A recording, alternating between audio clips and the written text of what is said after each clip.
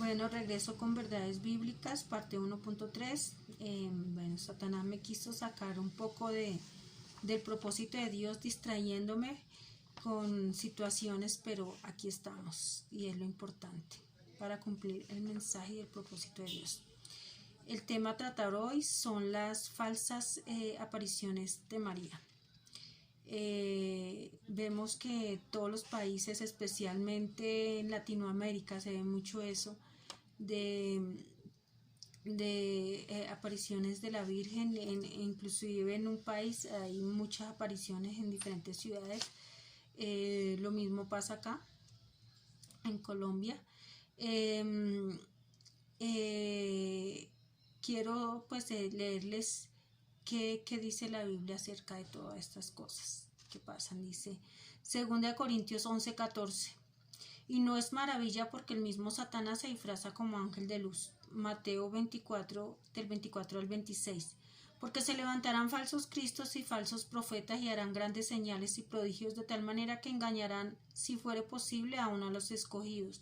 Ya lo os he dicho antes. Así que si os dijeren, mirad, está en el desierto, no salgáis, o mirad, está en los aposentos, no lo creáis. Pasa mucho que con todas estas apariciones también hay gente que dice que se aparece en una olla, en un árbol, y pues realmente estas apariciones no tienen un sentido como espiritual, sino simplemente es algo físico. Y pues se aparece en una imagen pintada en una piedra, una flor, no sé. Hay muchas señales que son palpables de estas apariciones, cuando las apariciones de Jesús son como más por revelación y traen un sentido profético y espiritual grande, a un cambio, como el caso de Jonás y Nínive, que el pueblo oró y ayunó y no fue destruido. Pero pues en sí estos mensajes hasta ahora no se han demostrado que sean proféticos, puesto que no se han cumplido al pie de la palabra. Tampoco han sido importantes, sino que, o sea, estas peticiones tienen es que se haga un templo, un santuario, que se paguen diezmo a la iglesia católica, que se hagan peregrinaciones, que se respete más la ley canónica, que se rece el rosario. O sea, son cosas realmente que convienen a la iglesia católica y no en sí tienen un sentido espiritual. En Éxodo 20, del 4 al 6, dice que es uno de los mandamientos: no te harás imagen ni ninguna semejanza de lo que está arriba en el cielo, ni debajo de la tierra, no te inclinarás a ellas ni las honrarás, porque yo soy Jehová tu Dios, fuerte, celoso, que visito la maldad de los padres sobre los hijos hasta la tercera y cuarta generación de los que me aborrecen, y hago misericordia a millares, a los que me aman y guardan mis mandamientos. Esto no contradice lo anterior dicho. ¿Cómo el Señor se va a aparecer? O bueno, se va a aparecer la Virgen María, que no es corredentora, porque no murió en la cruz, con una imagen, en una imagen tallada, hecha, pues es totalmente contradictorio contra la palabra de Dios. Y pues más contradictorio que se haga un templo o que se haga un santuario, todo físico, palpable, y no se salte a un cambio, no se salte la figura de Dios, de Jesús, sino que piden cosas muy convenientes a la Iglesia Católica.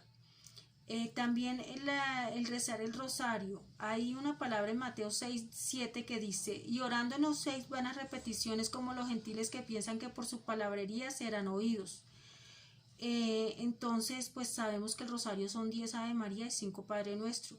Pues esto es una repetición, y una repetición mecanizada, porque la gente se lo aprende de memoria y lo repite, y es como hablarle a Dios de una forma robótica y no una forma espontánea, lo que salga en mi corazón. Yo creo que a nadie le gusta que otro le repita mecánicamente, sino que sea sincero, que le hable de las palabras que salen de su corazón. y esto pasa con el rosario. Entonces aquí en Mateo 6:7 nos dice claramente que estas repeticiones son vanas, no tienen ningún efecto. Tal vez sí contrario, pero no un efecto espiritual, ya que el Señor busca adoradores en espíritu y en verdad.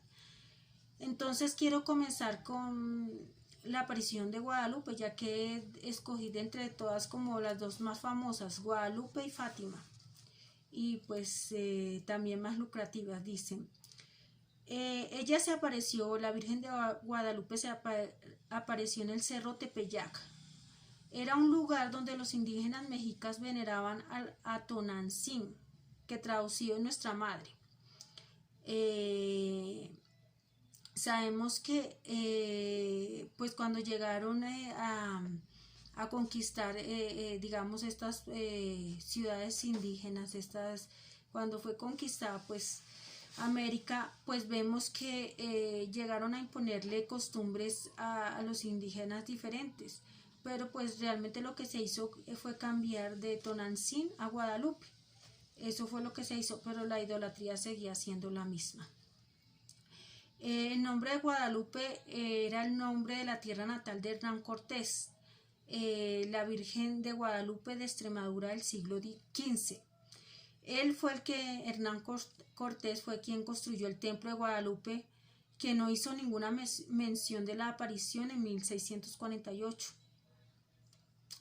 Entonces pues es extraño que no se hable de este tema, siendo que supuestamente hubo una aparición. El padre Miguel Sánchez en 1630 hizo que la jerarquía católica amasaba grandes fortunas en Jalisco, pero en la capital no tenían peregrinación ni adoraciones. O sea, no se hacía negocio, de manera que los franciscanos inventaron esta aparición mágica. Los cronistas de la época no hablan de esta aparición. Entonces pues también es muy raro eso, y pues se supone que es un mito que fue naciendo con los tiempos, fue cogiendo fuerza, pero realmente en esa época pues no había pasado nada. Nos han dicho pues que esto fue una pintura hecha por manos que no fueron de hombre, que el hilo era de oro, que estalló una bomba enfrente de ella y a la imagen no le pasó nada. Pues la verdad que los estudios que se han hecho dicen que la imagen ha sido restaurada, y la imagen inicial tenía la firma y la fecha de su autor, que era 1556, y fue Marcos Aquino, un indígena pues que estudiaba, quien pintó la imagen por orden de la Iglesia Católica. El ayate, que también es muy raro, que mide entre 78 y 80 centímetros de largo por 40 o 50 centímetros de ancho, es contradictorio porque la imagen mide 1.72 por 1.09 metros de ancho, por lo cual Juan Diego debió ser pues un gigante, porque el ayate era lo que él usaba, y pues este ayate pues es demasiado grande. Pero en los estudios realizados pues se han dado cuenta de que el lienzo no es de ayate, porque pues la pintura tampoco quedaría tan bien plasmada ahí.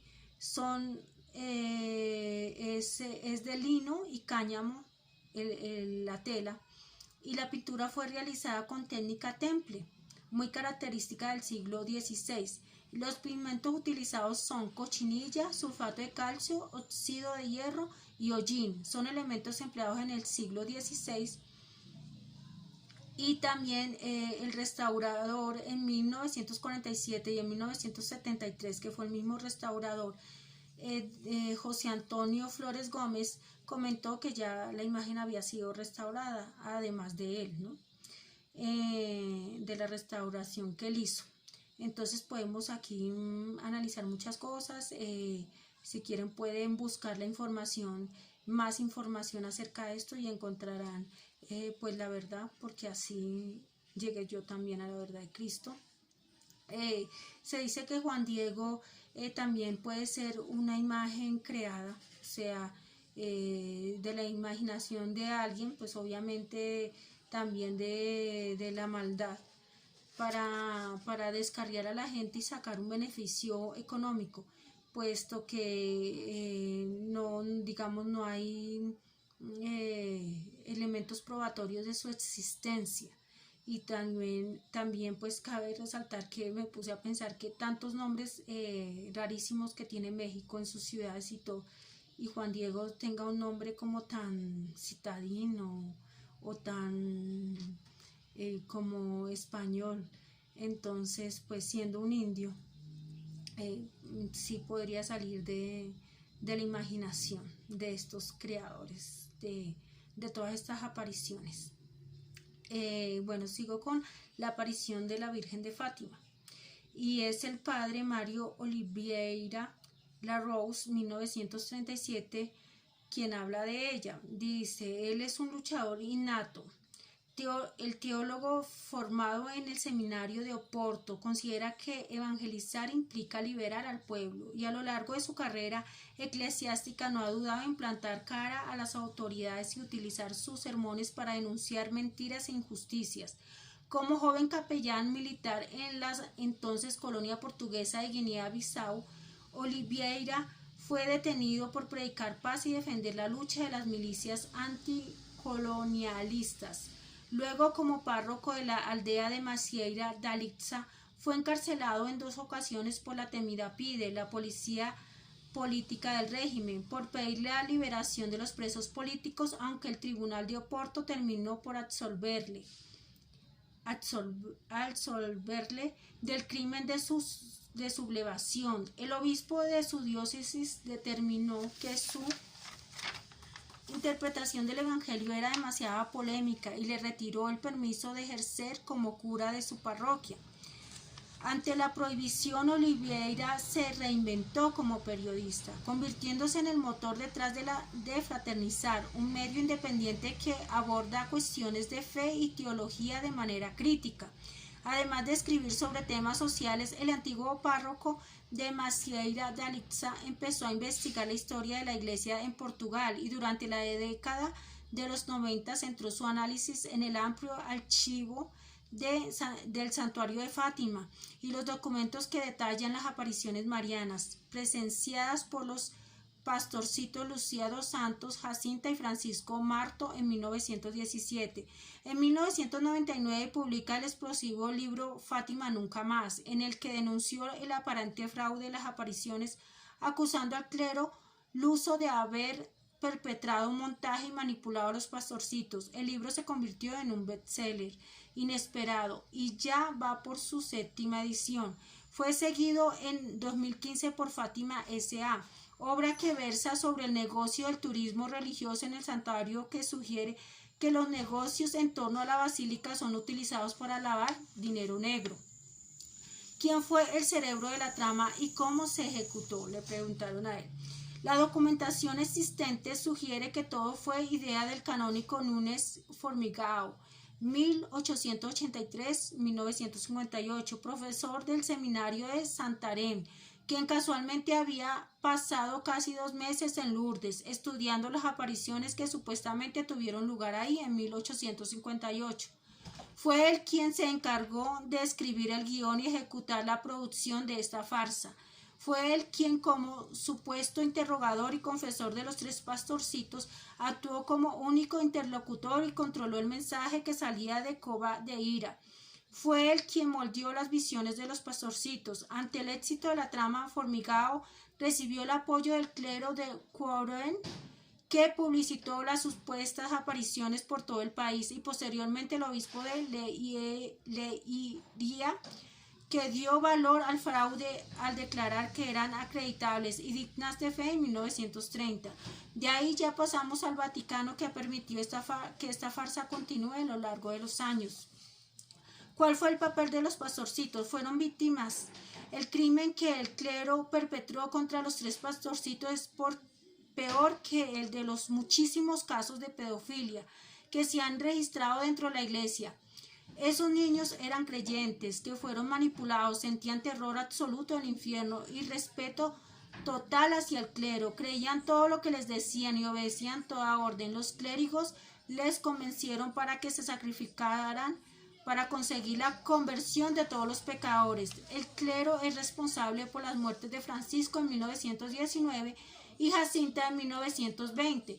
Los curas animaron a los niños para que practicasen mortificaciones y penitencias absolutamente locas. Sus prolongados ayunos, que incluían la abstención de beber agua en pleno verano, hicieron que se encontrasen físicamente debilitados, incapaces de resistir las epidemias de la época. Murieron de neumonía y pleuresía respectivamente, sin que la milagrosa señora de Fátima les ayudara. Es un crimen de lesa humanidad que ha quedado impune. El gobierno nunca intentó intervenir. Los políticos de la República 1910 a 1926 se hartaron de denunciarlo como el embuste que era.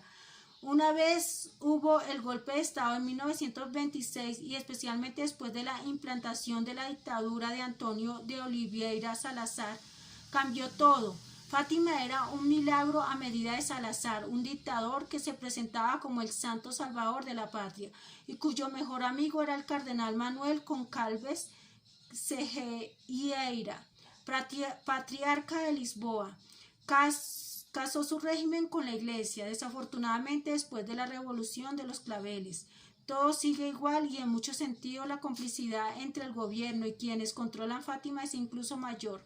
Es un negocio que le viene muy bien al Estado, pues genera muchos millones de euros. Pues aquí vemos, bueno, todo lo que ha dicho este sacerdote, ex sacerdote. Y pues si nosotros analizamos e investigamos, llegaremos a la verdad. Más, sin embargo, la verdad es la palabra de Dios y contradice todo estas apariciones. También dice que Satanás se puede disfrazar como ángel de luz y acá lo vemos, hecho realidad. Mi madre tenía una frase que decía que no hay peor ciego que el que no quiere ver, y la ignorancia también es una decisión.